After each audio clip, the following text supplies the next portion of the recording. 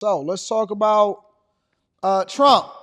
Trump and Biden has made a response to the assassination attempt. Make sure y'all hit a like for the algorithm, subscribe to the channel, and turn on your notifications. Let's rock. Former President Donald Trump speaking for the very first time after he was targeted in an apparent assassination plot, saying it's a miracle an agent spotted that rifle. This comes as authorities release new information about how this all unfolded. Good Day's Teresa Priolo has more. All of a sudden, we heard shots being fired in the air, and I guess probably 4 or 5. And it sounded like bullets, but what do I know about that? In a cryptocurrency virtual town hall session on X, former President Donald Trump describes the moments the gunfire began Sunday and the frantic effort to get him and his golf buddies off the Trump International Golf Course. I would have loved to have sank that last putt, but we decided, well, let's get out of here. And what the gunfire was actually, interestingly, was a Secret Service agent had seen a barrel of a AK-47, which is a very powerful rifle, and he started shooting at the barrel. Hiding in the bushes with a backpack full of snacks, we learned Monday 58-year-old. Did he say a backpack full of snacks? He had some of the kids' fruit snacks? Let me back that up for a minute. Shooting at the barrel. Hiding in the bushes with a backpack full of snacks. What kind of killer is this? And he got a Nautica shirt on. Oh, Jesus. Learned Monday 58-year-old Ryan Ruth is believed to be the suspected assassin. He never discharged his weapon, and he told police he didn't really have a good view of the president. But that didn't matter. Yesterday afternoon, Martin County Sheriff's Office took custody of Ryan Routh, and he was transported back to Palm Beach County Sheriff's Office. Our FBI agents then attempted to interview him, and he invoked his right to an attorney. Once cornered, the Hawaii resident was arrested on multiple charges, including possession of a firearm despite being a felon and possession of a firearm with an obliterated serial number. Cellular data shows that the subject was in the vicinity of the golf course roughly 12 hours before the engagement with the United States Secret Service. So that means that he already knew where Trump was going to be before Trump was there. That's why he had all of those fruit snacks. He was fasting prior to so that he wouldn't have to use the bathroom inside of the bushes. And he was sitting up there with all of the kids' fruit snacks, eating them, waiting for Trump to come by. He truly had an intention to take this guy out. It wasn't like the other guy that climbed on the roof. This was him waiting in the bushes for over 12 hours. I'm always wondering, how did he know that he was going to be on the golf course? And how did he know that he was going? You got to do what? And how did he know?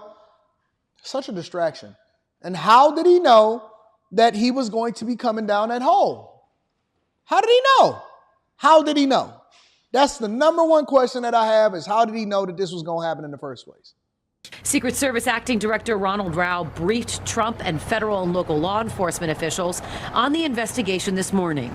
President Joe Biden weighing in at a conference in Philadelphia. America suffered too many times the tragedy of an assassin's bullet. It solves nothing and just tears the country apart. We must do everything we can to prevent it and never give it any oxygen. As for the Why doesn't Kamala Harris say anything about this? Even when Biden was running for president of the United States of America, he had at the very least acknowledged it. You don't hear anything for Kamala Harris at all about this whole situation. This is some of the accounts of what his first court appearance was like.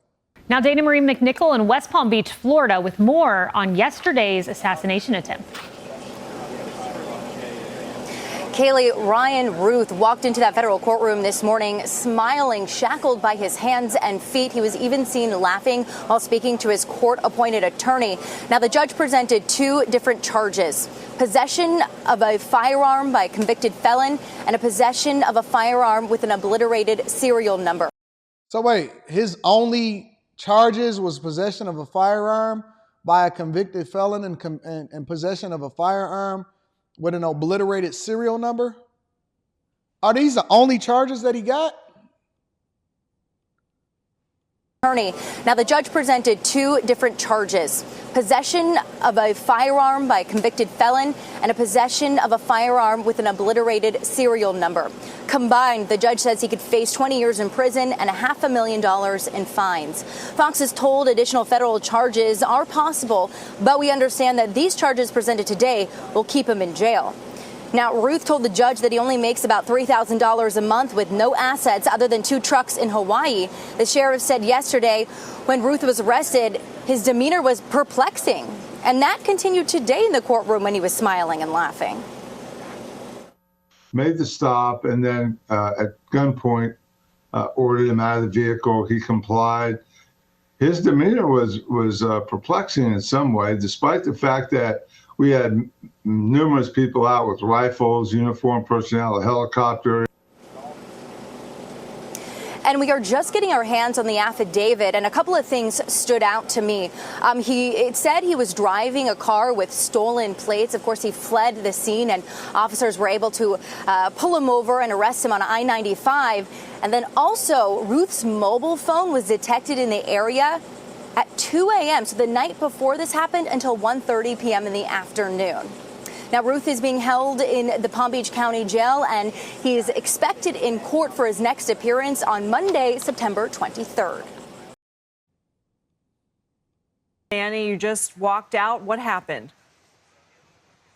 Well, we learned inside that courtroom the two charges that Ruth is facing in relation to what the FBI has called an apparent assassination attempt of former President Trump. Those charges are possession of a firearm by a convicted felon and possession of a firearm with an obliterated serial number. The maximum sentence for those two charges combined would be 20 years. This was just an initial appearance.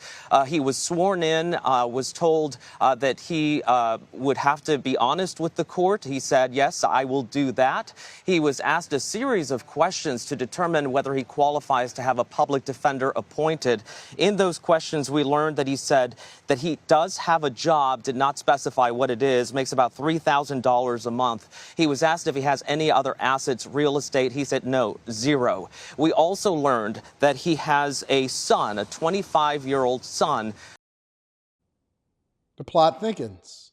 But that's as much information as was revealed about that. So he did qualify for a public defender, and the next steps in the case were set, which would be a hearing to determine whether he should be held without bond. The government here is saying that they consider him a flight risk and that he would be a danger to the community should he be released. A very interesting point about his demeanor in there, and it matches somewhat what authorities have been saying about when he was taken into custody yesterday, that he was calm and did not resist arrest. He seemed very relaxed in the courtroom. He was wearing a blue jumpsuit that the inmates wear. He was shackled and handcuffed. But when he was speaking with his public defender, he was smiling at times, even laughing during some of that conversation, which we could not hear. But you could see his demeanor. He seems very relaxed, despite the gravity of the charges against him and what the government says that he attempted to do yesterday at the Trump International Golf Club. Lindsay? You know why they have such cool demeanors? And let's hope that he can actually survive through prison so we can actually get some insight. But you know why they got such cool demeanors, why everybody is just so relaxed when they get arrested and they don't have no big deal about it? Because we soft. We're soft here in the United States of America. So he gets to go, get all of his letters, possible visitation, go and get, based off of the taxpayer's dime, 3 hots and a cot. He's technically famous now, so he'll probably write a book at some point in his life. And we soft. We have become so soft. Now, had this been over there in Saudi Arabia or one of these other places, punishment immediately. Listen, you go over to Russia, you go over to China, they'll arrest you for just propaganda, for just thinking the wrong way. Over here, you can steal, kill, destroy, possibly almost shoot a president, and you could just go into court and just smile and not even a big deal and get famous as a result of it. Go viral on TikTok. Y'all better keep praying for Trump. Y'all better keep praying for Trump.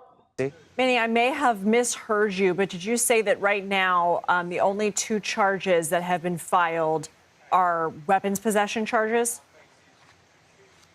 That's correct. The only 2 charges that were brought up in court are related to the possession of the firearm. One for being in possession of a firearm as a convicted felon, and the other for obliterating the serial number on that firearm. It was interesting to not hear more about potential charges related to what the FBI had called the apparent assassination attempt, another one on former President Trump. But you have to remember that it's very early on in this case right now.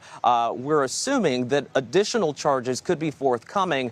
They still have to hand down an indictment of this.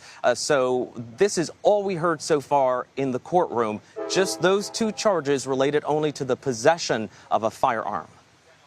Manny, did the judge say at all when that hearing on whether or not Ruth will be held on bail will be? Yes, let me look at my notes here. They have 5 days, he said, to get that hearing done.